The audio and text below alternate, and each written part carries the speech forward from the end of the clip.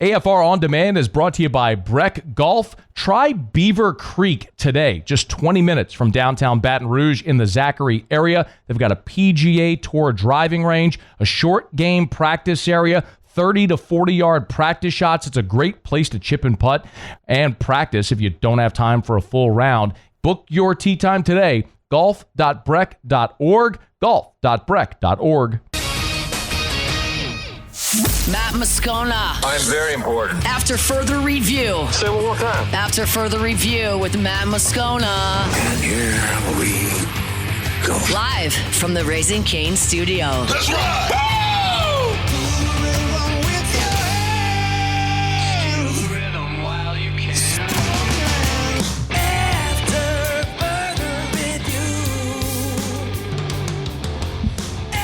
And off we go. Welcome aboard. Glad you're with us.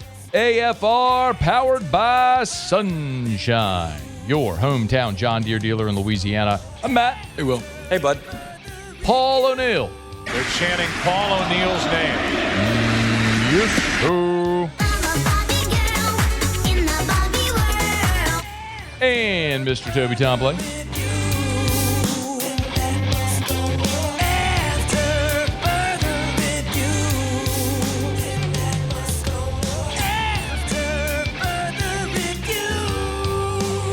All right, we're here. Glad you are as well. Get out there and make it a good one. Shea Dixon here in 15 minutes. Mike Triplett will be along in hour number 3. Brennan Sorsby's college career is over. We got a lot to do. Let us begin as we do every single day. It's time to pop the top on another edition of AFR with Bud Light. Drink easy. One of the sagas we have been watching since the start of the league year in the NFL is what is going to happen with Saints defensive end and future Pro Football Hall of Famer Cameron Jordan.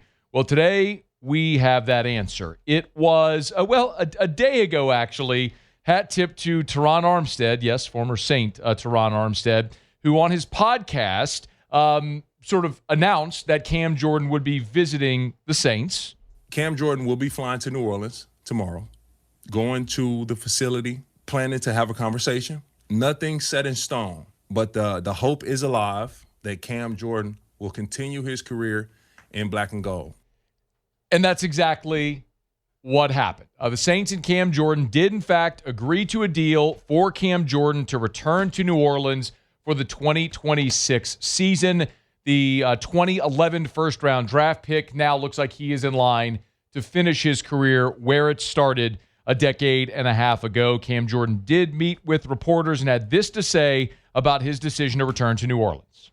Just, overly appreciative of the Saints organization, of you guys, of every random fan that we've talked to the last 15, 16 years. Like I said, just excited to be back in the city. I think we got a lot of work to accomplish, especially with the Cam Jordan Foundation, how we've been able to send kids to school the last couple of years. Looking forward to doing more. I think we're about to activate, 16 years, 16 weeks of give backs to New Orleans. We've got so much plans in the works already. Even if I hadn't been here, I still would have give back. But I'm overly blessed and highly favored for being here.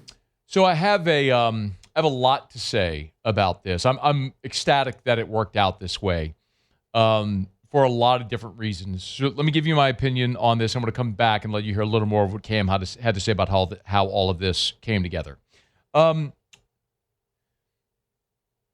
Good for Cam for accepting reality and having the humility to return to a team and an organization that he has played for 15 years, given everything of his body, his family, his time, his energy, his love, his passion, his commitment, all the tangibles and intangibles. A guy who is destined to be in the Saints Ring of Honor and one day will wear a gold jacket in Canton.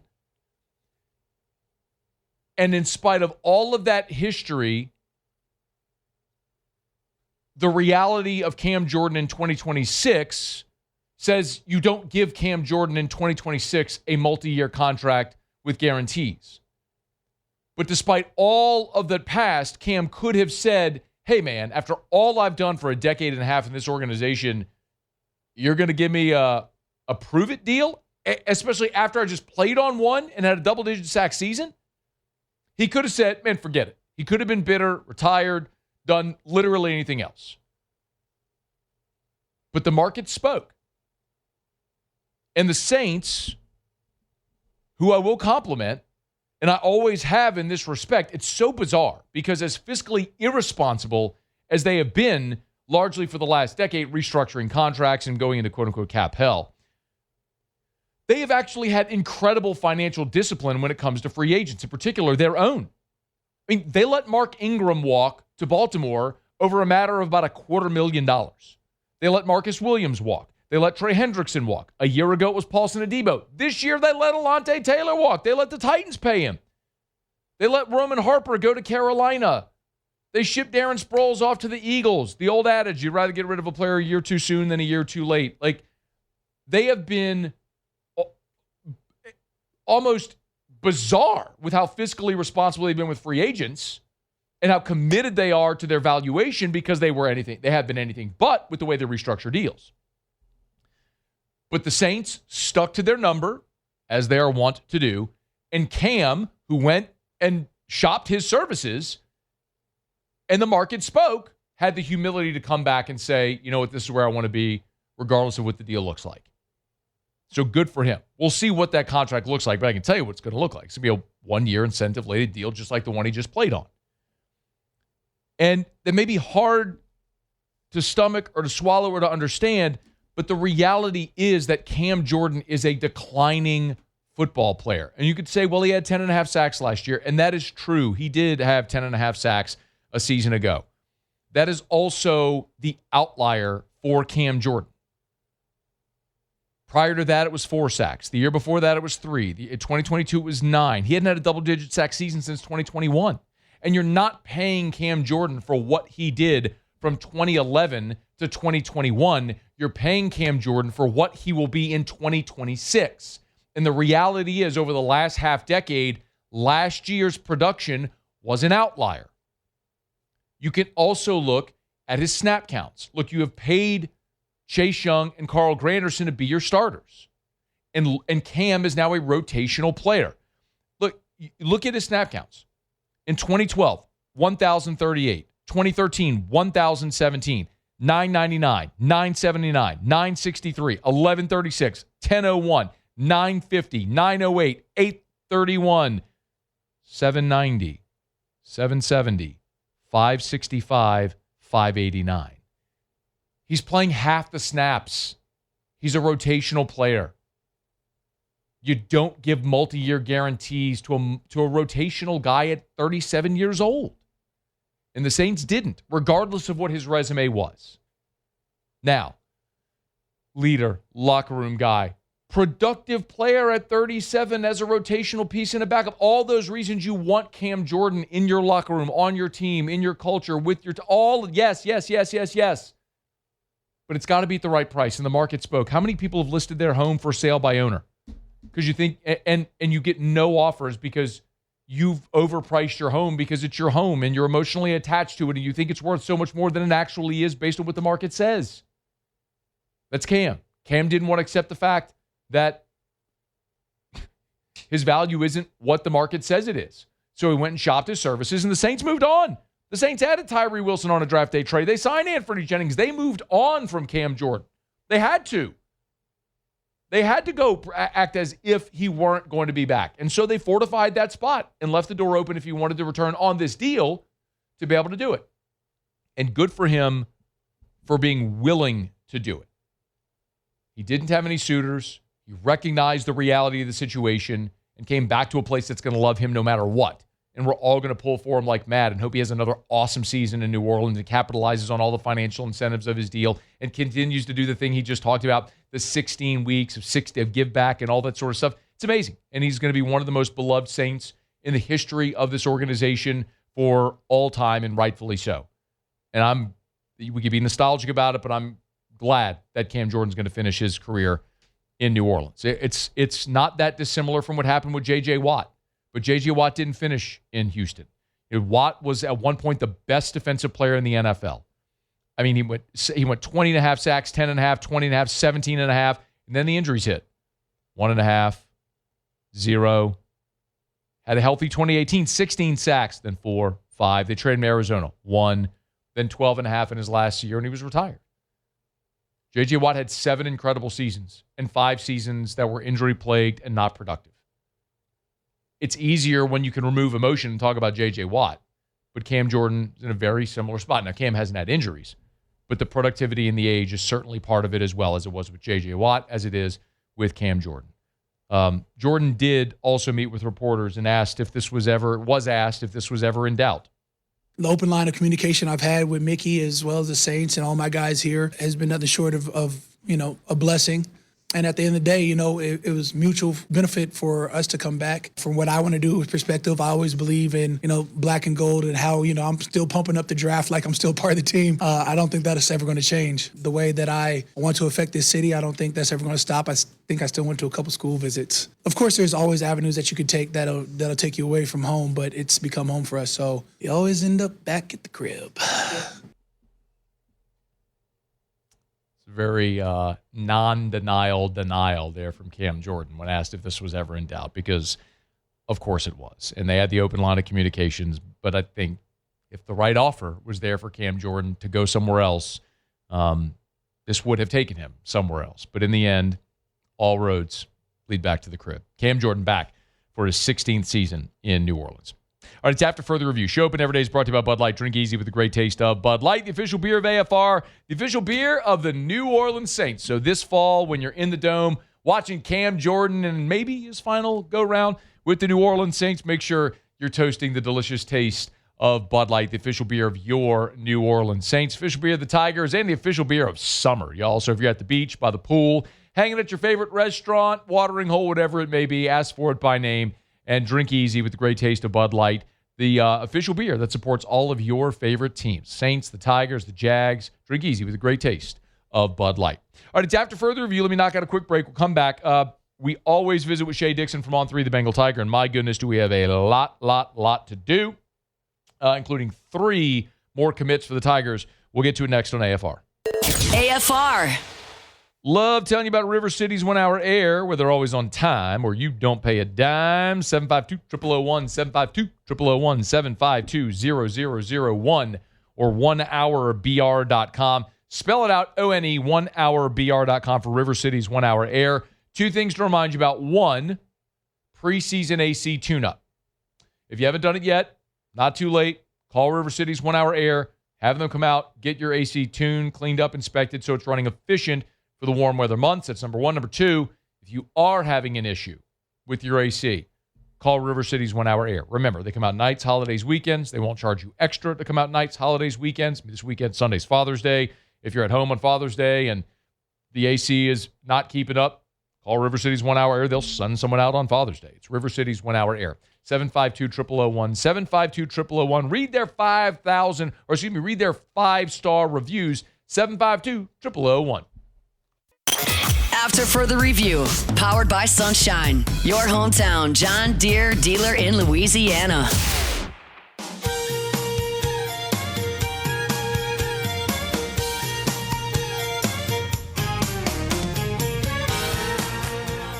Rolling along here, Tuesday edition of AFR. We are powered by Sunshine, your hometown John Deere dealer in Louisiana. If you're trolling around Venice this time of year, you might see the new Sunshine wrapped boat. Looks awesome. A professional fisherman, Jared Sporer, did it. Man, you can take advantage of a charter trip down there in the Sunshine boat. Go check it out. Sunshine. Sunequip.com. Sunequip.com. All right, it's After Further Review. We're glad to have you hanging out with us. Are we good? Yes? Okay. All right, Shea Dixon on 3, the Bengal Tiger, joins us as he does every Tuesday. Talk a little Cruton. A lot to get into. Shady, how are you? I've been busy. How have you been, Matt? Not as busy as you with respect to recruiting. Let's dive in. The news today, Tre Segarra, running back from South Carolina, picks the Tigers. Okay. Tell us about him and how LSU got this done. Yeah, this is a guy who, well, let's first about him. The comp is that we have on Rivals is a guy like Dameon Pierce. Played at Florida, went on, has been playing in the NFL, but think of that 5'11", well north of 200-pound runner who's got great speed, but really that vision and change of direction ability that not everybody out there has. And that's what has him as a top 10 running back. And look, he's coming out of Burns in South Carolina. That's where Marcus Lattimore went to high school. Tre Segarra is not only just a South Carolina native, he's a Gamecock legacy. This is a guy that a lot of people thought early on just end up at USC. That's just what would happen out of Burns. And he kind of took a look around and said, look, a lot of teams, Indiana, got involved, got into campus, was interested there, but said that about 2 months, he said early May, so about a month ago, let's call it, he said that's when Kevin Smith offered him, and LSU's running backs coach, and really got involved. And his quote was, "It wasn't a terribly long time ago, but it was enough time to get to know Coach Smith and keep him in kind of the forefront of his mind as he started making visits." And he fit one in, and he said it today on his announcement, Matt, that he told the coaching staff in Tiger Stadium on the field during the official visit, which was well over a week ago at this point. So they knew this one was coming. And I think it was one of those things where that same weekend they landed another running back in Brennan Lacey. We know they want Trey Martin, the one running back left on the board here in Louisiana that's been a priority for him. So we'll see how it unfolds. But today belongs to Tre Segarra. It's the kid that anybody, any class out there would be, any fan base should be pumped to see his commitment come through. He is he ran for 1,700 yards this past season, well over double-digit touchdowns, and what is one of the better classifications over in South Carolina. Shea, with 2 commitments already, I know you told us last week they want to add a third. I think we're all assuming right now that would be Trey Martin. What does that mean for the current roster, Shea, with 6 scholarship running backs that all have eligibility into 2027? I can't imagine a world where LSU carries 9 scholarship running backs in 2027. No. And from speaking with the kids who are involved right now and those around them, they're being told by Kevin Smith, by Billy Glasscock, by Lane Kiffin that there's a number that they want in the room next year. Now, whether that's made up of high school guys, if you sign 3 this cycle, or if it's made up of a blend, they want to get there. Well, as you noted, they have a deep room right now. We don't know a lot about any of them really beyond that front group. Well, Caden Durham played here last year, in the past couple of years. You know him. Harlan the same. They bring in Dylan Jones from Wisconsin. They really leaned on him. But other than that, we just saw flashes. If you want to correct me, please do. But I don't know what the future holds for those guys after that first wave.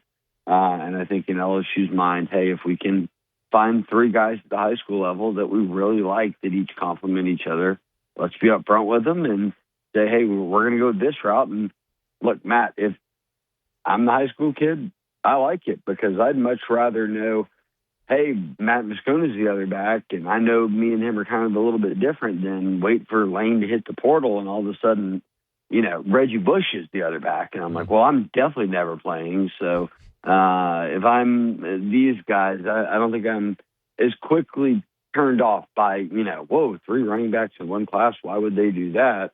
Well, it's just how you have to fill out a room. And in the era of high school and the portal, I'm a high school prospect. I kind of like knowing what I'm getting into more than leaving it up to Lane and whatever he wants to do in the portal. Shea Dixon's with us. He's at Shea Dixon. That's going to be fascinating to watch. The Tigers did pick up their first 2 offensive line commits within a few hours of each other on Monday. Let's take them one at a time, Shea. Sort of the bios of both, but also what this means as they fill out that offensive line room here in this 2027 class. Kudos to Eric Wolford here. They landed 2 guys, one a Hawaii native coming out of Mission Viejo, and both of these guys I think will be interior offensive linemen. I know they wanted to go ahead and get a couple of those guys in the boat, but they got one. And look, we could botch the I got it. I got saying of it here. Okay. I got it. It's There's a nickname too. Oh, I didn't know the Go nickname. ahead. I just know the name is. It'll spell it out. Go for it. It's Amaziah. Correct. I know. I got it. They just call him Zaya. Zaya. Okay. Okay. Like I was told, you know the song "Rock Me Amadeus." They said it's like Amadeus, but like with a Z and no S at the end. So Amaziah. Amaziah Ciale is how they say it. Amaziah Ciale. So nailed it. Polly, obviously, if you're listening, I said Polly, a Hawaiian kid here. Bud has been playing at Mission Viejo, so over in California, and I'll make this one quick. Look, he got offers. He's committed to Tosh and Cal. He went to Texas camp, got offered by Bama.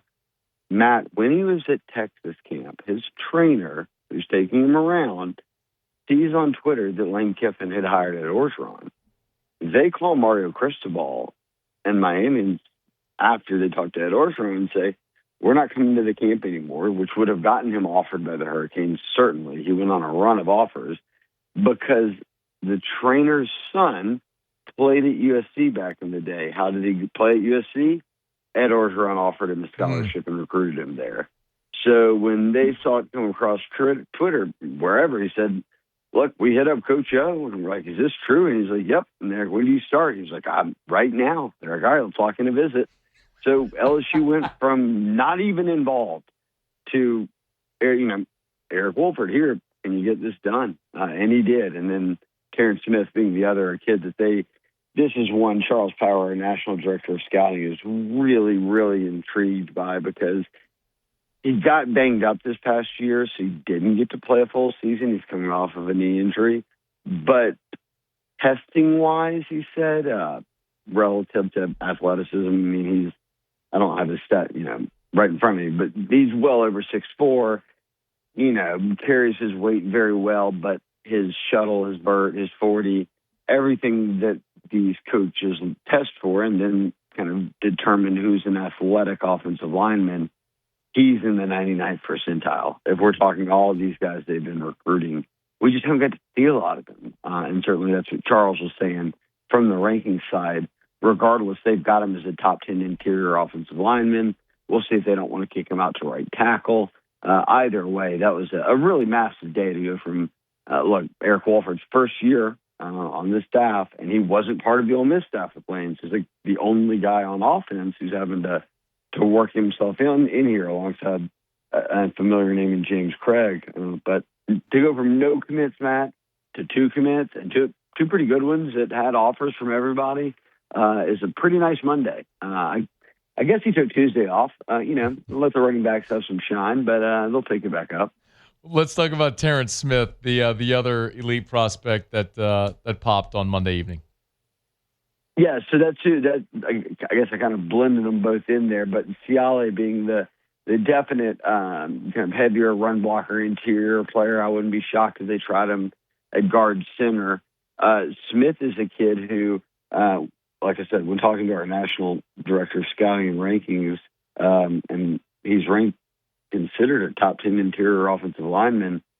He was like, this is that kid, one of the few kids in this class, regardless of position, he said, that I am so curious how things work out. He was like, I'm glad he went to LSU because I think that Lane and that offense can hide some deficiencies and then he can really shine because got injured, banged up his knee this past year, so missed some games, but he's 6'7", 290. And his actual athletic testing is, as I noted, just off the charts. So I think they're really kind of not eager, however maybe eager is the word to describe it, but they kind of get an eye on him as a senior because there's a chance that he's better than where he's ranked. And he's already ranked as a top 100 player and a top 10 interior offensive lineman. And that's knowing he's missed time and not been able to fully develop yet. Shea, they expect any of these guys to play immediately? Say it one more time. Do they expect any of these guys, these offensive linemen, to play immediately? It's a great question.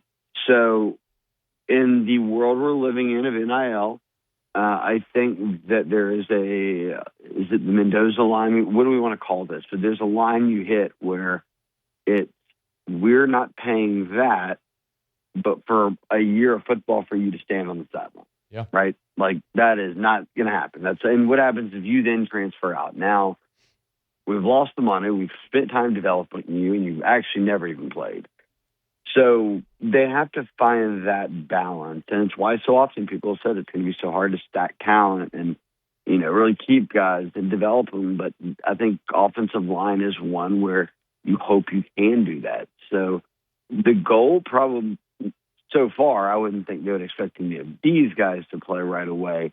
But these are guys who are going to be SEC starters, no doubt. Now, go out there and pop, your Jalen Brewster types on the D-line. If that type of offensive lineman came to the class, then yes. But right now, I think with these guys, they're investing in a lot of guys that they feel like Matt can help them out probably by year 2, but aren't paying absorbent amounts of money for them and Sure. Are beating out teams, or in the race with teams who are also sort of the who's who of college, kind of successful programs right now. So I do think they want to go heavy like that in the trenches. We're seeing it on D-line.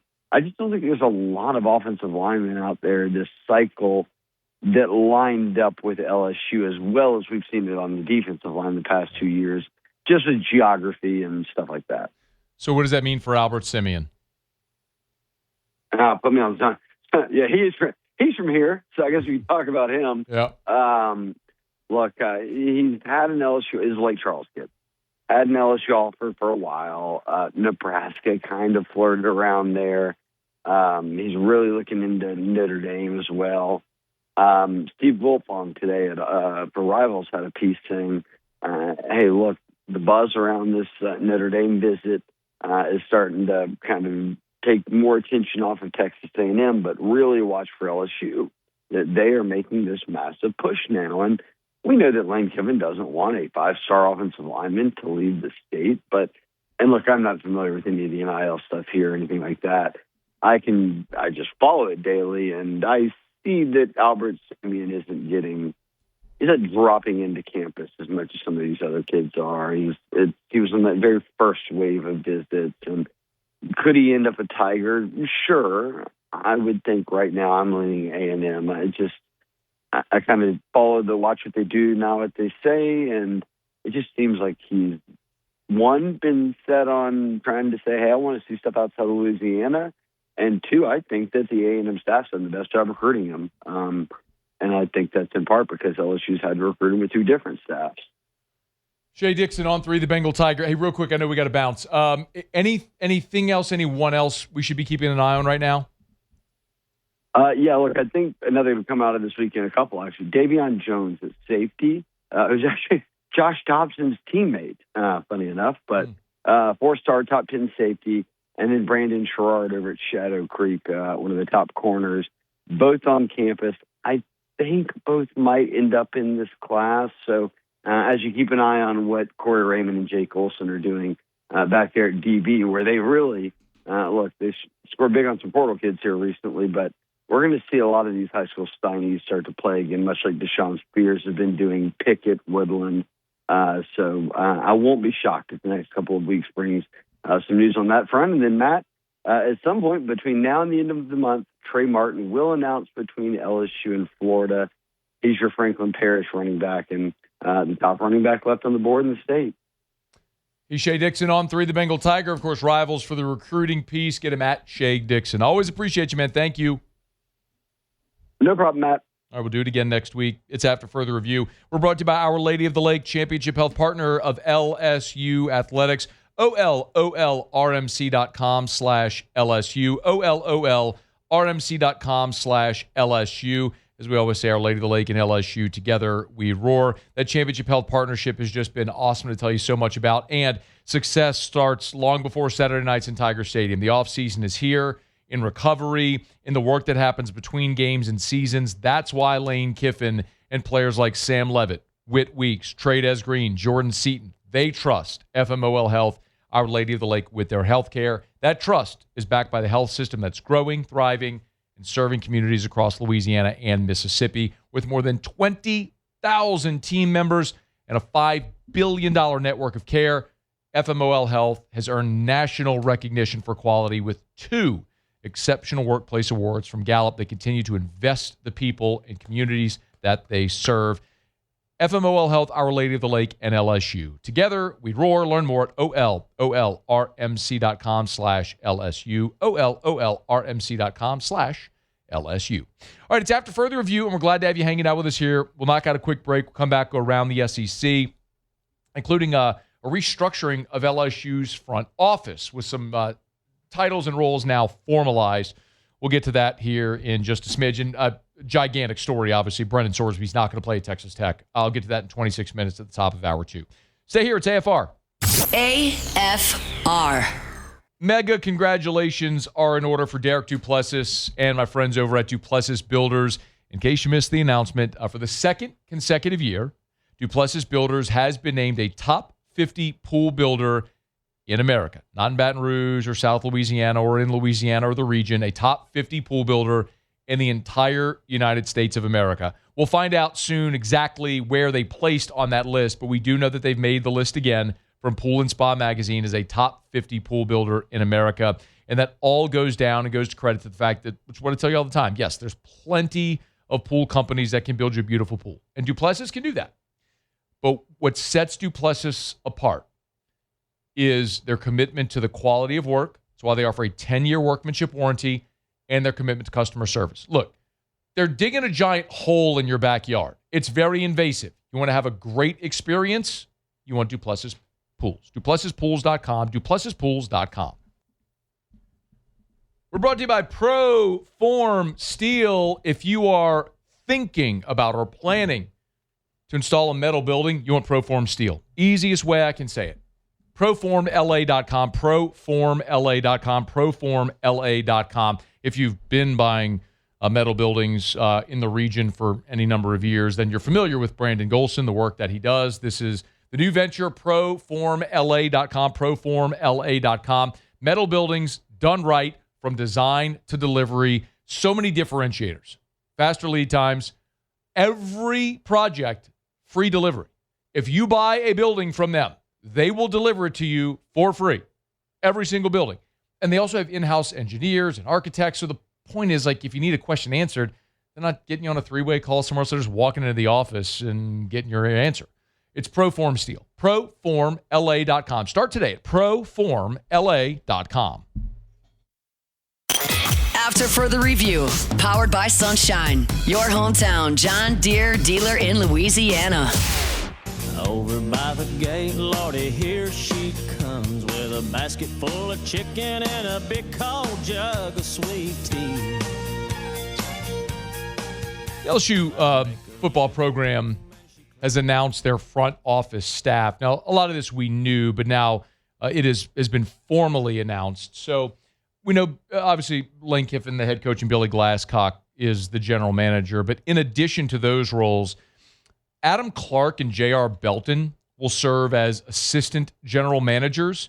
J.R. Belton was on the previous staff and was in an administrative role under Brian Kelly. And I think just one of the things I'll credit Lane and Clark they brought in, who had previously worked with Glasscock, had been at NC State, brought him back. He's the guy, as I understand it, when they're sitting there looking at prospects. Clark's the one sitting there with a laptop hammering out with all the analytics and everything on his computer screen, how they're going to do that. And then also Taylor Jacobs was announced as Chief Strategy Officer. Two things here. Number one, with respect to Belton, J.R. Belton has been an incredibly important part of what LSU has been building. You probably know that J.R. Belton played at West Monroe. He's from North Louisiana, and he's been part of the LSU football staff since 2021. And he's just continued to increase his role on the football staff now to this assistant general manager job. Belton is so integral because of the relationships that he has with coaches and I guess a good way to say it is just influential people in the state of Louisiana to get things done, from recruiting to fundraising and all different types and pieces of this. I mean, J.R. Belton's the one that had the initial relationship with Ahmad Hudson, being from North Louisiana and Ruston. When Hudson committed, I mean, go look at the photo of Ahmad Hudson. He's sitting there with J.R. Belton. So all that to say, I think it's very smart of Lane Kiffin when he got here. And I'll tell you, talking to a lot of people on staff from the previous staff, right? It was very divided initially, and I kind of understand it. I mean, Lane Kiffin got here, and like within a couple of days, the portal was open, right? So, within a couple of days, they had to finish up the high school class, and then they turned their attention to the portal and fundraising and all that sort of stuff. And it was really divided. I mean, it was like the new staff on one side of the building and the old staff on the other side of the building, and they didn't really communicate very much.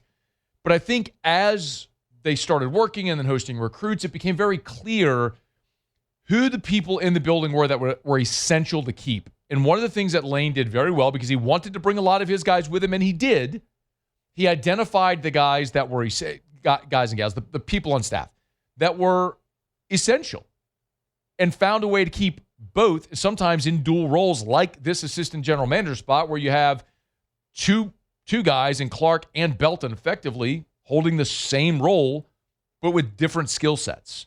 So I think that's very important, and something that Lane recognized. And we've talked about guys like Jeff Martin. I mean, Jeff Martin, I know a lot of times these are support staff roles that guys and gals that operate sometimes in the shadows, and people may not be familiar. Like Jeff Martin joined the LSU staff as a student assistant under Nick Saban, and was at LSU on staff for 20 years under Saban and Miles and Ogeron. And then Brian Kelly came here, and Southern Cal called on him. He took a job at SC and then ultimately found his way back here, which is great. But the point is, like, I think Lane very quickly realized the importance that Jeff Martin had when they were going through recruiting visits. And so they're like, no, we got to keep that guy. And they did. And so there's a lot of people like that on staff, and JR is certainly one of them. And then the Taylor Jacobs role is fascinating. I did reach out to Taylor today, candidly, and I hope to get her on the show. And, Taylor's been on the show a lot over the years because her initial role at LSU was she was in charge of NIL. I mean, that was her. She was the associate athletic director for NIL. That's been Taylor's role for 5 years, like since NIL's inception. So she's someone who has such an intimate knowledge of that side of things, not only big picture in college sports, but specifically at LSU, because that has been her job the last 5 years. If you remember, they did that wasn't it a Netflix or Amazon, whatever it was, documentary they did, a few years ago. Remember that it was like Flaugier was featured in, it was Shaq's production The company. Money Game. It was called The Money Game. Who did it though? Amazon. Amazon? So like Taylor was heavily featured in that documentary. And she's brilliant. Well, now they're just shifting her to be like, you do football.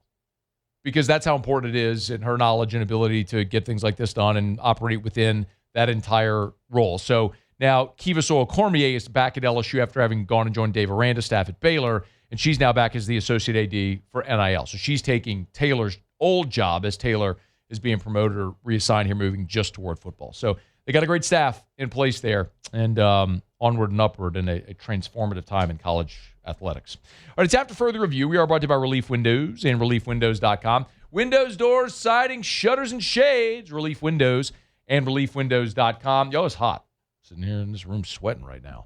If you want to make your home more energy efficient, man, a great way to invest in your home is energy efficient replacement windows from Relief Windows. Told you when we moved into our current home, literally, I was 10 years ago, but one of the first things we did, I mean, quite literally in the first month we were in that home, had Brandon come out and they installed the energy efficient, impact resistant StormForce windows in our big den that looks out to the pool and the water in the back of the house. And it's beautiful. They installed picture windows, so it's this big, giant open space. But with that much glass and windows, it can get very hot. So we installed the energy efficient windows, and it keeps that room climate controlled. Every window, they measure twice, install once, custom made to the exact specification of your home. They're never going to be the cheapest. I tell you this all the time. They're never going to be the cheapest. So if you're just shopping price, it's not going to be Relief Windows. But if you want the best quality, the best customer service after the sale, a true lifetime transferable warranty, well, then there's only one choice. It's Relief Windows. Windows, door siding, shutters, and shades. ReliefWindows.com. Okay, let's go quickly around the SEC.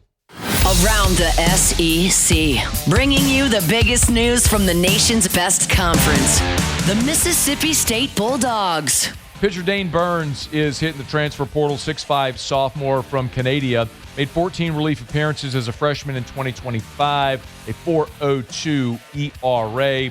Doubled his workload this past year, coming out of the bullpen, appeared in 28 games, a 234 batting average against. Dane Burns hitting the portal. The Arkansas Razorbacks. Former freshman All-American A.J. Avasco has committed to Kansas.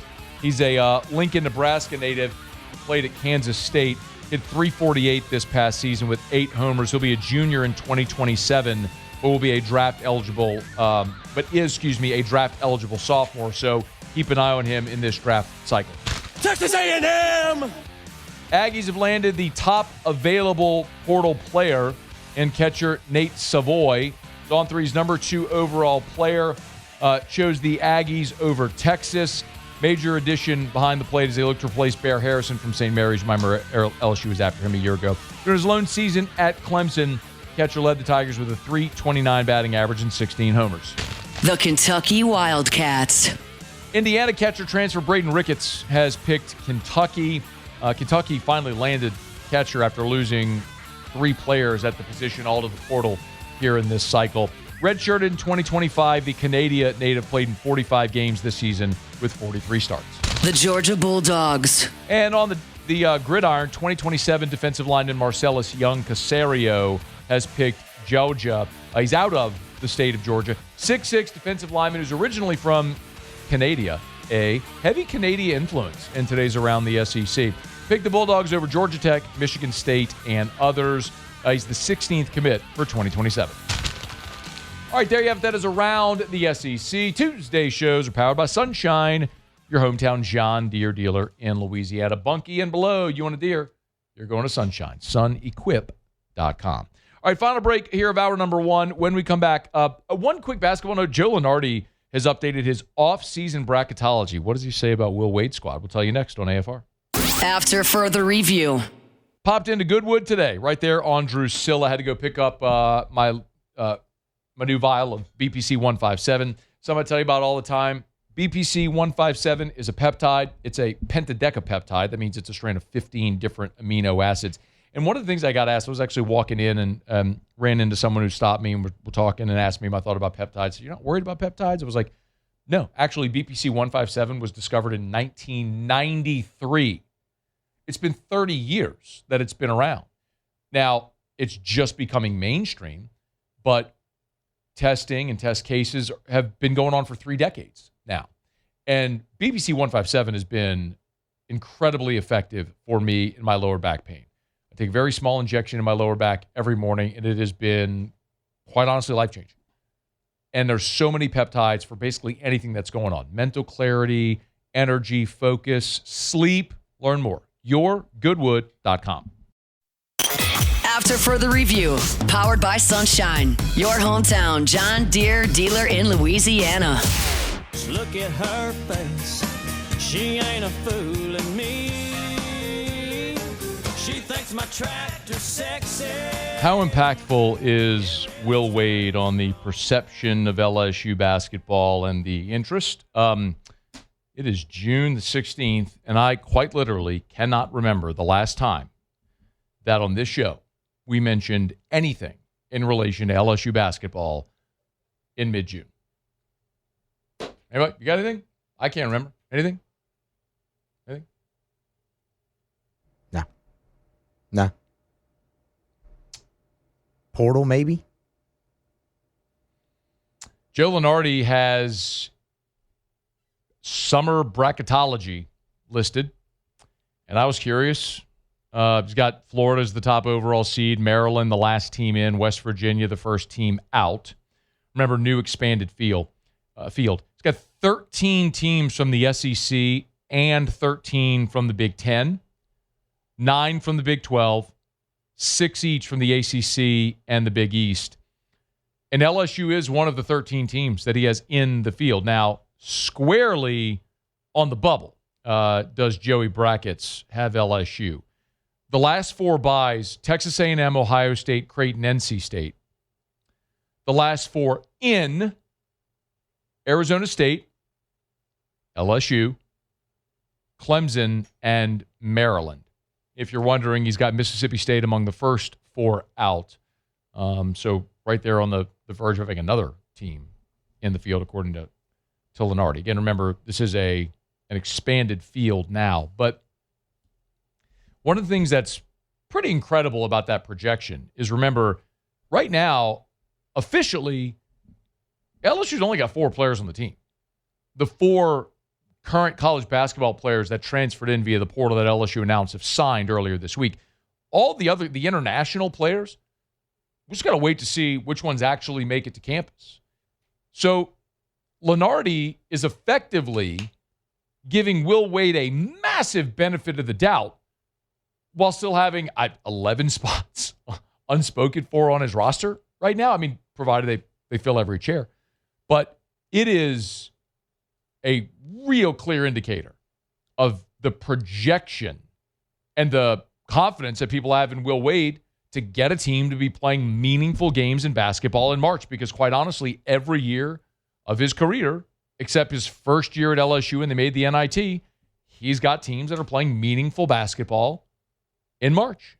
And I think the expectation is he'll do the same in year 1 here at LSU. How about that? A little way too early bracketology from old Joey Brackets with Willie Wade's LSU among the last 4 in. All right, it's After Further Review. Tuesday shows powered by Sunshine. Sports Center's coming up. Let me get you caught up on national headlines. Come back. Giant story nationally. Brendan Sorsby. We'll talk about it next. After Further Review. Tuesday means Supper Club is back open. They close Sunday, Monday, but back open here on Tuesday, and an awesome opportunity to get by and try, well, anything. Look, we just spent a long weekend in Vegas, and man, you can go to Vegas. It's such an amazing food town, and you could have darn near any amazing meal, from seafood or steak or Italian, Japanese, anything. And you come home and you go to Supper Club and you realize it's every bit the world-class experience right there on Perkins Road near Bluebonnet at Supper Club that you'd have in Vegas or LA or New York or anywhere you'd go. And whatever it is, maybe it's the truffled lobster gnocchi. It's house-made gnocchi sauteed in a black truffle Parmesan cream sauce topped with a whole pound of de-shelled lobster and sprayed with truffle oil. Try it today. Find your favorite meal at Supper Club. SupperClubBTR.com.